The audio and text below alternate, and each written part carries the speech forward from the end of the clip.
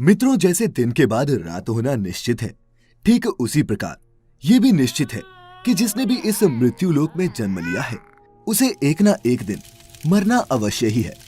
अर्थात अगर पृथ्वी लोक पर कोई सबसे बड़ा सत्य है तो वो है प्राणी की मृत्यु। फिर भी कुछ लोग ऐसे होते हैं जो इस सच्चाई को स्वीकार करना नहीं चाहते। खैर, आप सभी ने देखा होगा कि हिंदू धर्म में मृत्यु के बाद शव को जलाया जाता है।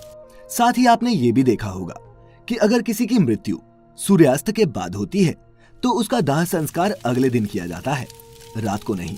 ऐसे में आपने गौर किया होगा कि किसी परिवार में अगर किसी की मृत्यु शाम के बाद होती है तो उसके शव को अकेला नहीं छोड़ा जाता। परंतु मित्रों, क्या आप जानते हैं कि शव को रात भर अकेला क्यों नहीं छोड़ा जाता? अगर नहीं तो इस वीडियो को अंत तक जरूर देखें, क्योंकि मैं आपको इसी सवाल का जवाब बताने वाला हूँ, जिसका वर्णन गरुड़ पुराण में विस्तार से किया गया है। तो चलिए अब बिना किसी देरी के गरुड़ पुराण की ये बातें जानते हैं। नमस्कार और द डिवाइन टेल्स पर आपका एक बार फिर से स्वागत है। मित्रों, हमारे धर्म में मृत्यु के बाद शव को अकेला क्यों नहीं छोड़ा जाता, ये बताने से पहले हम आपको ये बता देते हैं कि कब कब अथवा किन परिस्थितियों में शव का अंतिम संस्कार नहीं किया जाता या फिर कुछ समय के लिए टाल दिया जाता है। मित्रों, आपको सबसे पहले बता दूं कि हिंदू धर्म में अगर किसी की मृत्यु सूर्यास्त के बाद होती है तो उसके शव को रात भर घर पर ही रखा जाता है और अगले दिन उसका दाह संस्कार किया जाता है। इसके अलावा अगर किसी की मृत्यु पंचक समय में होती है तो उसके शव को भी कुछ समय के लिए घर पर रखा जाता है और जब पंचक काल समाप्त होता है उसके बाद ही उसका दाह संस्कार किया जाता है। क्योंकि गरुड़ पुराण में बताया गया है कि अगर सूर्यास्त के बाद अथवा पंचक समय में किसी मृत शरीर का दाह संस्कार किया जाए तो उसे मोक्ष की प्राप्ति नहीं होती। इसीलिए अगर कोई रात में मर जाए तो ऐसी स्थिति में लाश को लेकर शमशान घाट नहीं जाते और लाश को घर पर ही रखा जाता है। सुबह होने का इंतजार किया जाता है और ऐसे में मृत शरीर को एक भी पल के लिए अकेला नहीं छोड़ा जाता और कोई ना कोई व्यक्ति हमेशा रखवाली के लिए मौजूद रहता है। मृत शरीर को अकेला नहीं छोड़ने का सबसे बड़ा कारण है कि अगर शव को अकेला छोड़ दिया जाए तो हो सकता है कि कुत्ते बिल्ली जैसे जानवर उसे नोच खाएं। और गरुड़ पुराण की माने तो ऐसे में मृत आत्मा को भी यमलोक के मार्ग में ऐसी ही यातनाएं सहनी पड़ती हैं। साथ ही ऐसा भी माना जाता है कि अगर शव को अकेला छोड़ दिया जाए तो उससे गंध आने लगती है।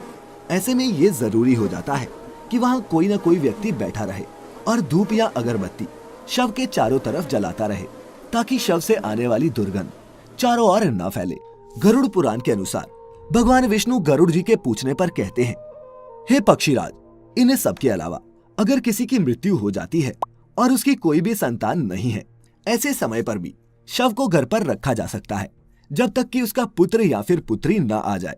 क्योंकि जब खुद की संतान मृत शरीर को मुखाग्नि नहीं देती तो उसका उद्धार नहीं हो पाता, अर्थात वह कई वर्षों तक इसी मृत्यु लोक में भटकता रहता है। इसके बाद विष्णु जी बताते हैं कि सूर्यास्त के बाद अगर किसी मृत शरीर को जला दिया जाए, अर्थात उसका अंतिम संस्कार कर दिया जाए, तो वह मृत आत्मा असुर, दानव अथवा पिशाच की योनि में जन्म लेती है, जहां उसे कई तरह के कष्ट सहने पड़ते हैं। और यही वजह है कि हिंदू धर्म में रात को अंतिम संस्कार करने से मना किया गया है।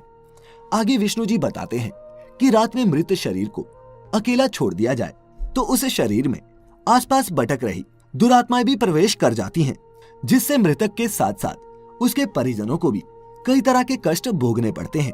साथ ही ये भी बताते हैं कि शव को अकेला इसलिए भी नहीं छोड़ा जाता क्योंकि मरे हुए आदमी की आत्मा वहीं पर भटकती रहती है और अपने परिजनों को देखती रहती है।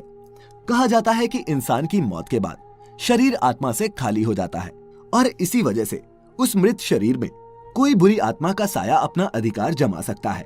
और यही वजह है दोस्तों कि रात में शव को अकेले नहीं छोड़ा जाता और कोई ना कोई इसकी रखवाली करता रहता है। मित्रों, आप इसके बारे में क्या सोचते हैं? नीचे कमेंट्स में हमें जरूर बताएं। साथ ही अगर आपको गरुड़ पुराण की ये बातें पसंद आई हो तो इसे ज्यादा से ज्यादा लाइक और शेयर करें। अगर आप हमारे चैनल पर नए हैं तो ऐसी ही और भी आध्यात्मिक और पौराणिक कथाओं और जानकारी के लिए हमारे चैनल को सब्सक्राइब कर लें और साथ ही में बेल आइकन भी दबा दें ताकि आपसे हमारी कोई भी वीडियो मिस ना होने पाए। फिलहाल आज की इस वीडियो में इतना ही। अब हमें इजाजत दें। आपका बहुत बहुत शुक्रिया।